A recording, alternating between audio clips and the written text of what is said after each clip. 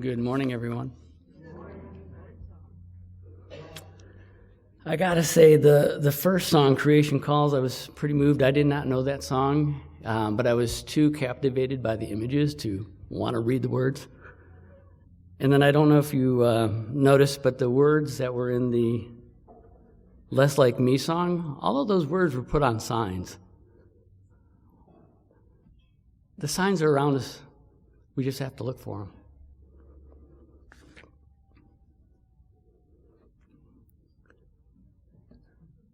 Hi there, folks. My question is, how did you prepare for the day? How did you prepare yourself before you walked through these doors? And why did you prepare yourself differently today than the other days of the week? This cleaning my porch, because the cleaner it is on the outside of my front door, the less dirt gets dragged inside. If you think about, that's not that much different than Jesus washing the feet of his disciples before a meal. So that's your Zen Buddha thought for the day. And I thought today, having randomly drawn peace and gentleness, it would be like a slam dunk, no problem, I got this.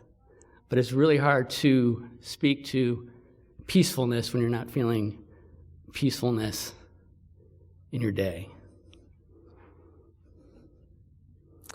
In reality, in terms of preparation, we probably spend more time on our house or our pets or even our cars than ourselves before we get too much into our talk. This is a poll, a nurse's poll. It is a nurse's poll. It's in Newsweek, I believe. It's the most trustworthy professions. And, it's not a nurse's poll, but they came out on top, so it was in a nursing magazine as well. Most trustworthy, and underneath that are the doctors, and then followed by the pharmacists. Way back when, we used to be number one. People used to talk to their pharmacists a lot. But that was before they started asking, where did nurses fall? And we quickly lost out, so we're slipping. But way down on the bottom of that list, you see about a quarter of the way from the bottom, you see lawyers, and then third from the bottom, you see car salesmen, and then second from the bottom, you see members of Congress. So kind of keep those thoughts in your head. Next slide.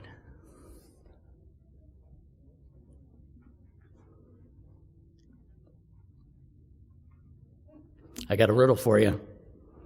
How do you eat an elephant? One bite at a time.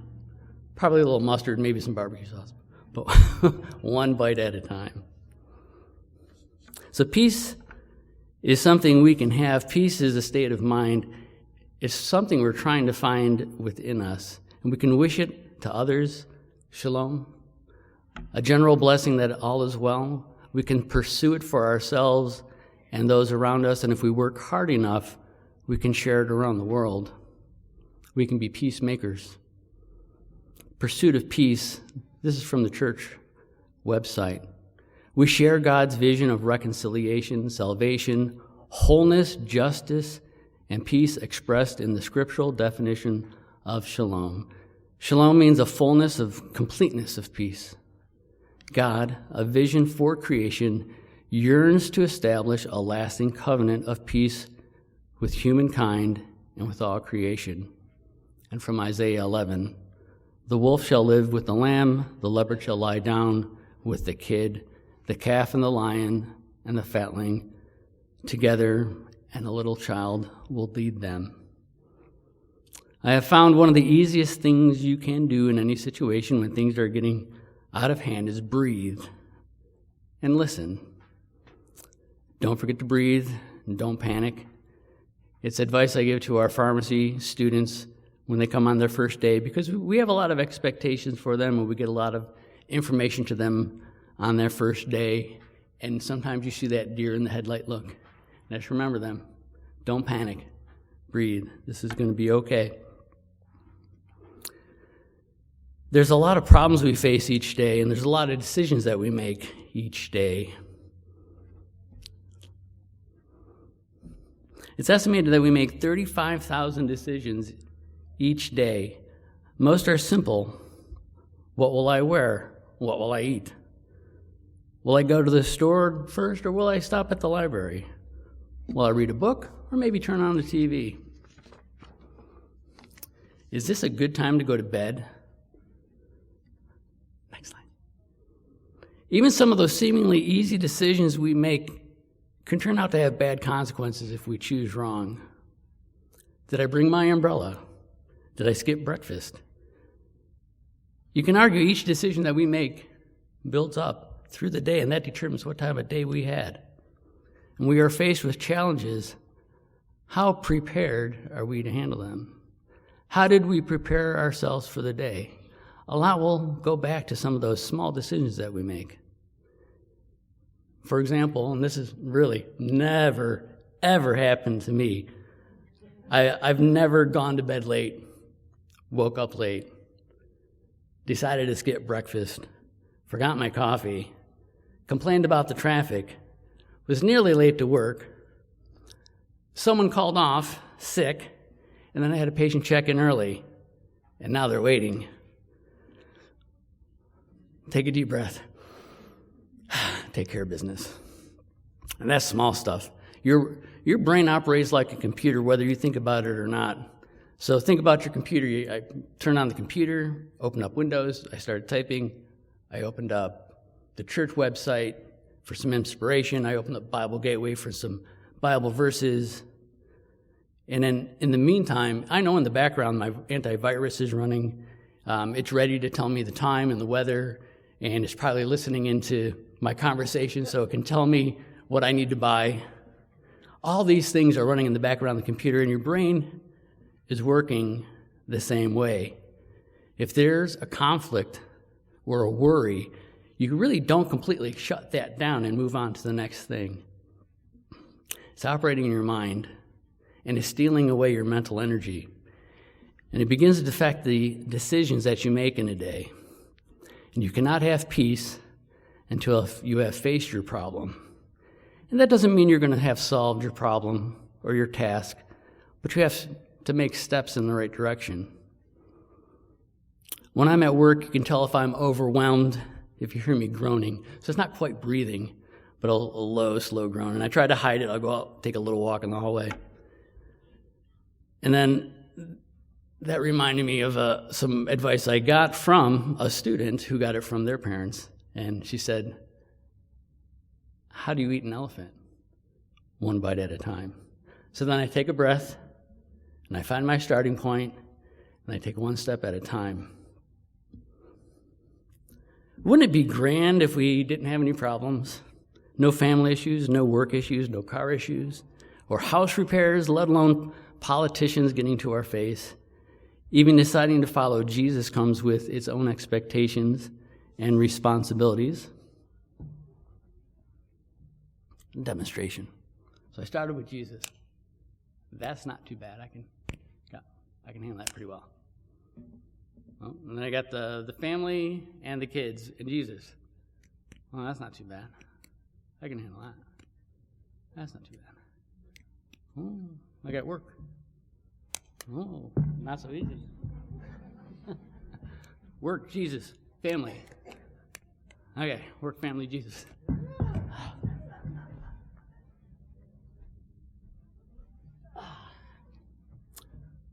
Work, family, Jesus, extended family.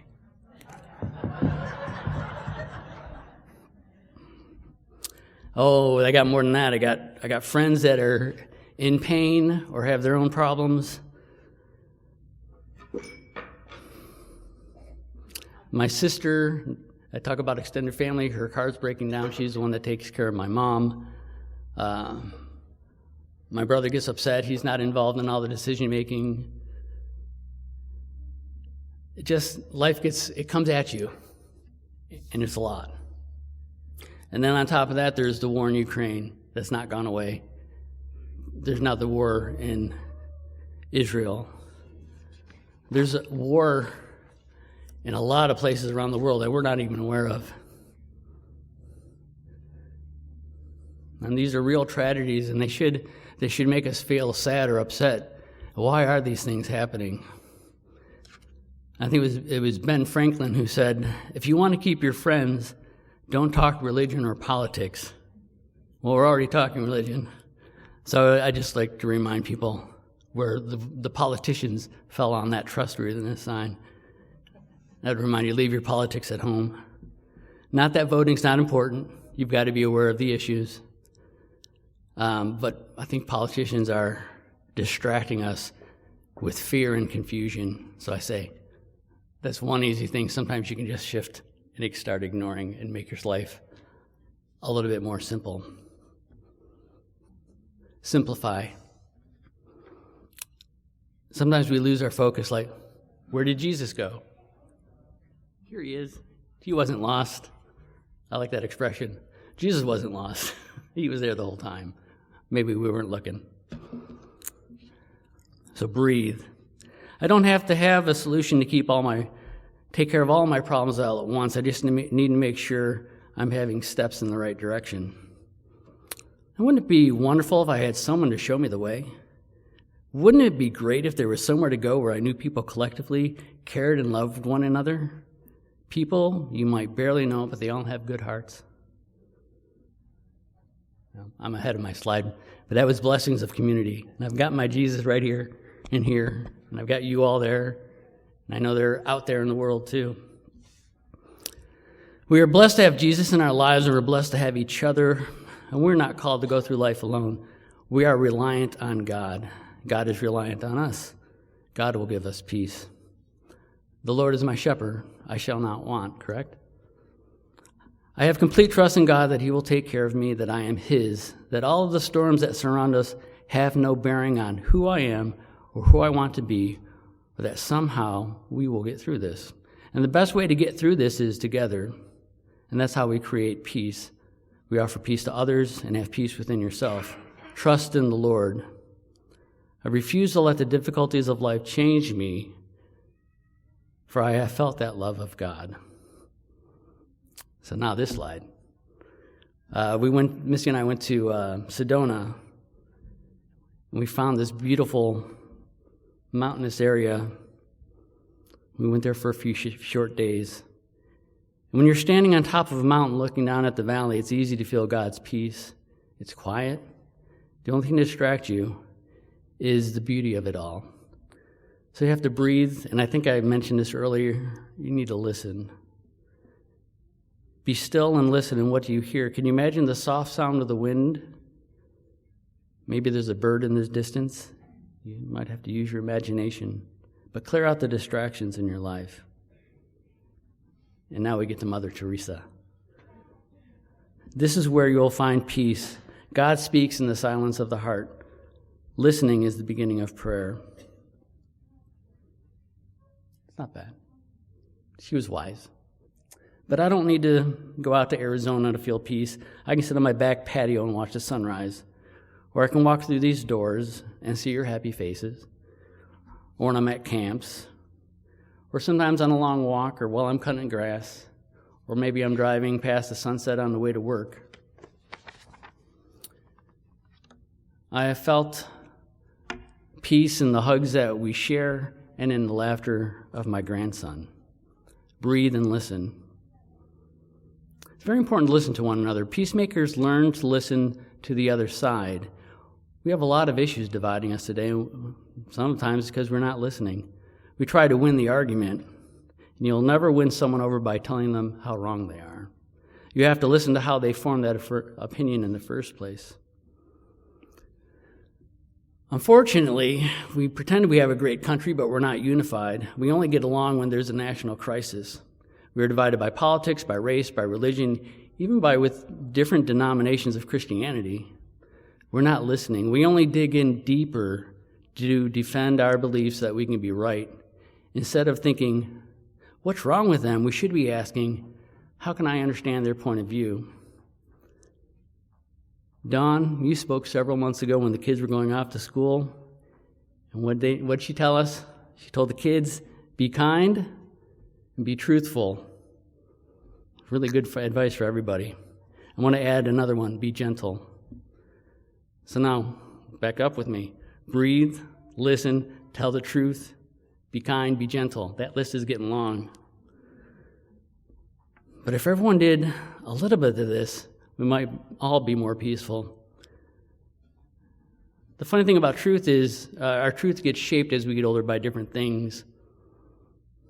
And my truth is that I grew up in white middle-class suburbs, 90% Catholic, no air conditioning in the houses. The houses were about 10 feet apart from each other. You always knew what was going on in the neighborhood, or at least in your neighbor's house, because you could hear them yelling at each other. And it didn't really change much when I went to college, except that there were more Protestants. It didn't even change that much when I started working. And there are far more experiences I can name that are not shaping my truth. For as much as I have in common with a lot of people, there are a lot of experiences that I have never known.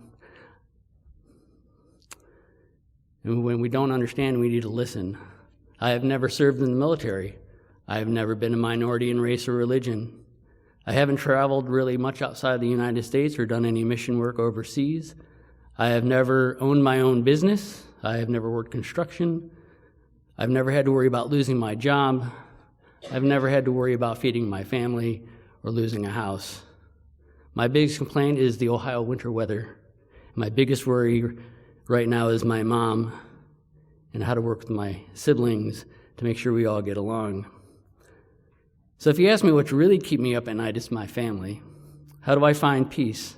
I have to be grateful for my sister being there to support my mom.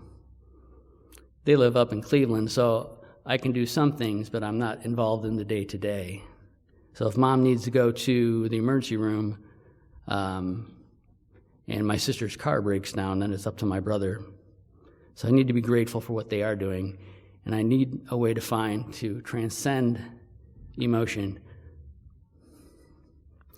Sometimes things happen and it's no one's fault. There's no one to blame, and it's not really worth getting mad about. It just is.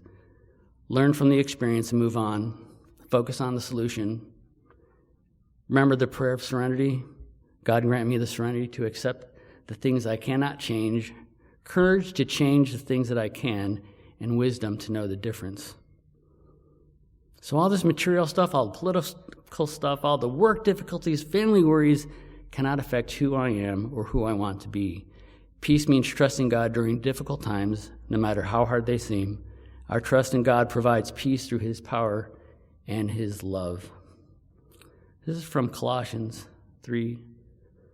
God has chosen you and made you His holy people. He loves you, so always do these things. Show mercy to others. Be kind, humble, gentle, and patient. Do not be angry with each other, but forgive each other.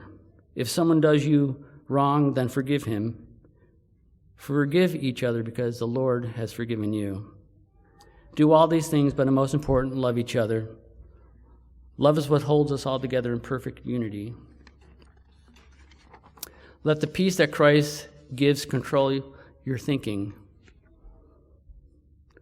You are all called together in one body to have peace. Always be thankful. Let the teaching of Christ live in you richly. Use all wisdom to teach and strengthen each other. Sing psalms, hymns, and spiritual songs with thankfulness and hearts to your God. Everything you say and everything you do should all be done for Jesus your Lord. And in all you do, give thanks to God the Father through Jesus. And Ruth, you already brought this up. Rejoice in the Lord always. Again, I say rejoice. Let your gentleness be known to everyone. The Lord is near. Do not be anxious about everything, but in everything, by prayer and supplication with thanksgiving, let your requests be made known to God. And the peace of God, which surpasses all understanding, will guard your hearts and your minds in Christ Jesus.